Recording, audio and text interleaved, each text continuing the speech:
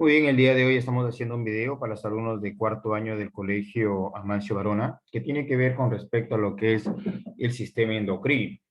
El sistema endocrino básicamente lo estudia una ciencia aparte de la medicina llamada endocrinología. La endocrinología. Bueno, cuando hablamos del sistema endocrino vamos a hablar de unas sustancias químicas llamadas hormonas. Las hormonas básicamente regulan una función en el cuerpo. ¿Ya? Están determinadas para estimular el crecimiento, para estimular, por ejemplo, la contracción del útero en el momento del parto y del aborto, en el caso de la oxitocina, etcétera. La pregunta es, ¿quién produce las hormonas? Las hormonas son producidas por glándulas endocrinas, como por ejemplo la tiroides, que se encuentra a nivel de la porción cervical, produce la T3 y la T4, incluso una hormona llamada calcitonina. La paratiroides son cuatro, se encuentra detrás de la tiroides y produce una hormona llamada paratormona, que dicho sea de paso es una hormona hipercalcemiante, va a incrementar los niveles de calcio en la sangre. La glándula suprarrenal es una glándula que produce los glucocorticoides como el cortisol, produce la aldosterona, incluso produce lo que es la adrenalina y la noradrenalina. El timo es una glándula endocrina que está detrás del esternón, produce una hormona llamada timosina que estimula la maduración de los linfocitos T. La hipófisis, también llamada glándula madre, glándula maestra o simplemente llamada pituitaria, es una glándula endocrina muy importante porque produce cerca de 7 hormonas indispensables para el cuerpo humano.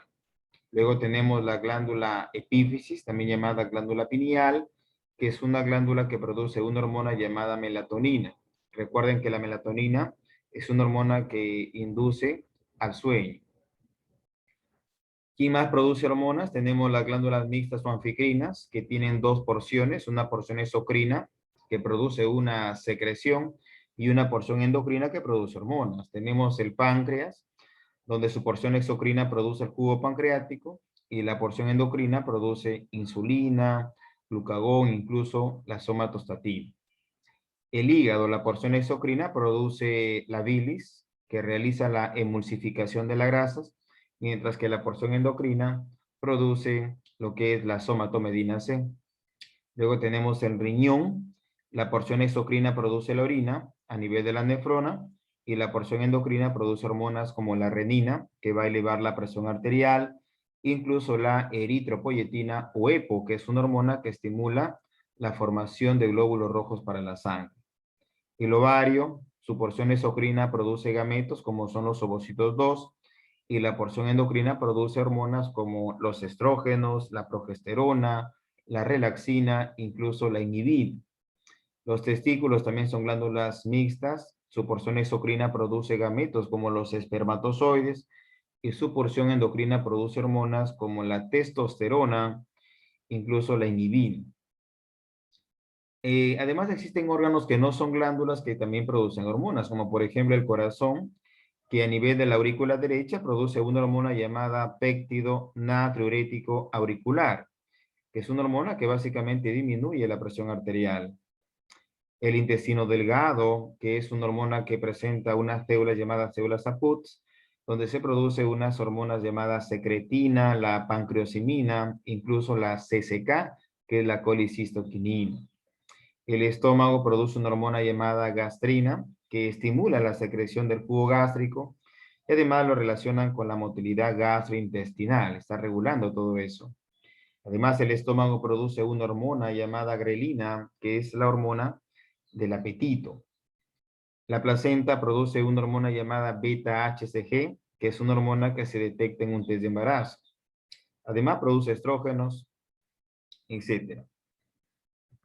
Vamos a ver a continuación las glándulas mixtas o anficrinas ya mencionadas, donde presentan una porción exocrina y una porción endocrina. El páncreas, había uno mencionado, que la porción exocrina produce jugo pancreático y la porción endocrina, representada por los islotes de Langerhans, que representan el 1% del peso del páncreas, está formada por células, como las células alfa que producen glucagón, las células beta que producen insulina y las células delta que producen somatostatina. El hígado, su porción exocrina produce la bilis que presenta sales biliares y van a realizar la emulsificación de las grasas. Mientras que la porción endocrina produce una hormona llamada somatomedina C, producida obviamente por el hígado. El riñón, su porción exocrina, produce en orina a nivel del nefrón o la nefrona, y la porción endocrina produce hormonas, como por ejemplo encontramos las células yuxtaglomerulares del aparato yuxtaglomerular que producen la renina, aumentando la presión arterial. Las células Purkinje, también llamadas células Lasis, producen una hormona llamada eritropoyetina o EPO, que es una hormona que estimula la eritropoyesis. El calcitriol es la forma activa de la vitamina D. Recordar que la vitamina D se activa en el riñón y se llama calcitriol. Los testículos presentan una porción exocrina produciendo los famosos gametos masculinos como los espermatozoides, mientras que su porción endocrina produce hormonas, como por ejemplo a nivel de las células intersticiales de Leydig se produce una hormona llamada testosterona. Es una hormona masculinizante que, que básicamente va a mantener las características sexuales secundarias en el varón, mientras que las células de Sertoli producen una hormona llamada inhibina. Hay que recordar que la inhibina va a inhibir a la folícula estimulante. El ovario presenta una porción exocrina produciendo los gametos, que en este caso sería el ovocito 2, y la porción endocrina produce hormonas como los estrógenos, la progesterona, que es la hormona del embarazo, la relaxina, que va a relajar la sínfisis púbica en el momento del parto y del aborto, y la inhibina, que inhibe a la folículo estimulante. En cuanto a las hormonas se le considera como el primer mensajero químico, y básicamente las hormonas actúan sobre los órganos diana u órgano blanco. Recordar que estos órganos tienen los dichos receptores para que la hormona ejerza su función o el efecto. Por eso es que actúa sobre los órganos diana u órgano blanco. No crean nuevas funciones, solamente modifican las ya existentes. Su velocidad de acción es lenta, en horas, y tiene una duración prolongada, días o meses. Las hormonas se metabolizan en el hígado, ahí está, y son excretadas por el riñón. Son muy potentes en bajas concentraciones. Recordar que la unidad de medida de las hormonas en la sangre es picogramos, por eso es que son muy potentes, pero a bajas concentraciones. Hay dos tipos de mecanismos de acción, ya sea en hormonas liposolubles o las hormonas hidrosolubles. Y cuando se vierten a la sangre se van a llamar hormonas circulantes, como en este caso. Tenemos dos efectos de hormonas circulantes cuando se depositan a la sangre y las hormonas locales cuando se depositan en el intersticio. En este caso vemos acá el hipotálamo que produce una hormona llamada oxitocina, que luego desciende y se almacena en la neurohipófisis.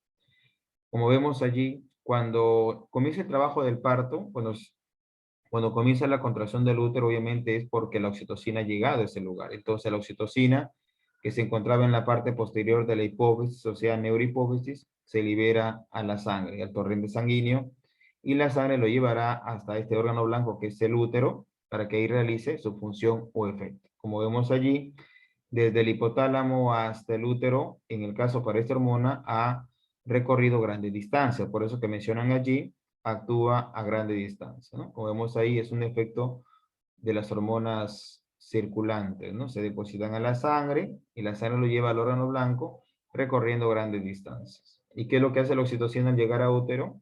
Estimula la contracción del útero en el momento del parto y del aborto para favorecer así el parto.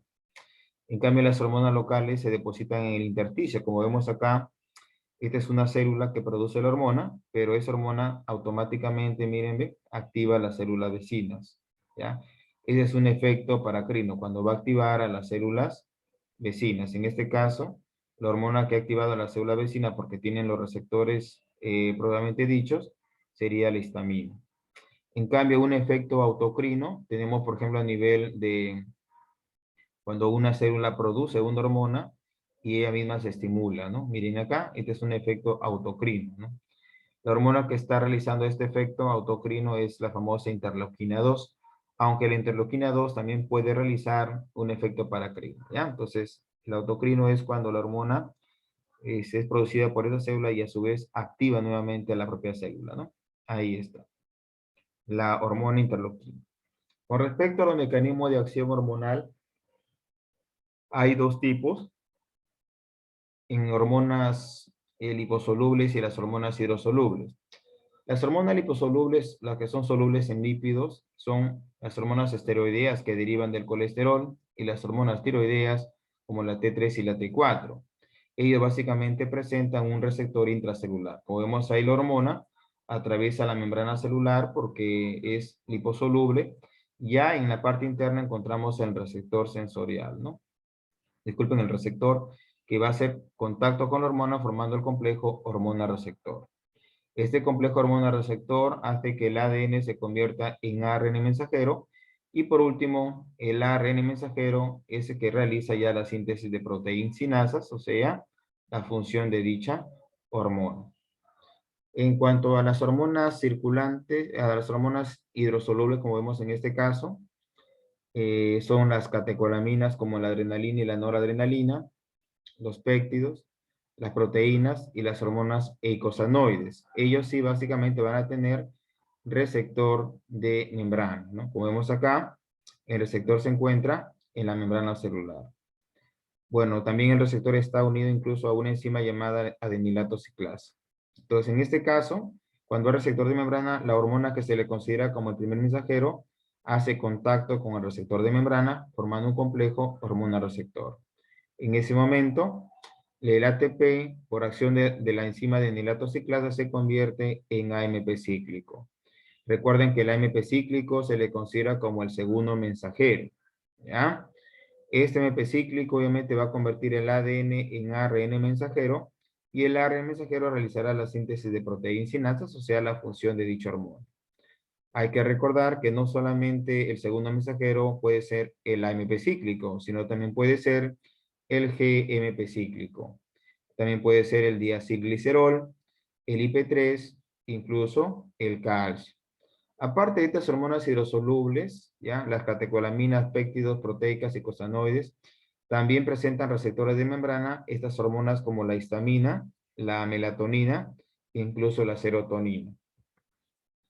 En cuanto a la clasificación química de las hormonas, podemos encontrar hormonas esteroideas que son lipídicas porque derivan del colesterol. Estas hormonas, al derivar del colesterol, presentan un anillo llamado el anillo ciclopentano per hidrofenantreno.